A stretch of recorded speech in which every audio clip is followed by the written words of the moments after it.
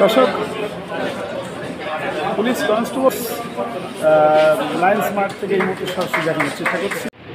এই বলে আমি আমার বক্তব্য শেষ করলাম। একটা ফ্যামিলি থেকে উঠে আসা এক ছেলে, আমার জীবন কাহিনী আসলে অনেকটা কঠিন।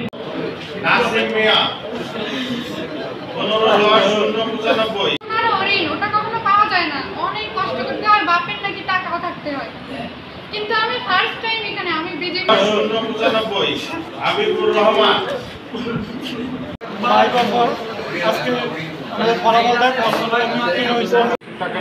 আমি আমার এই 1 বছরের লালমনিরহাটে থাকার সময় 3টা নিয়োগ দিলাম।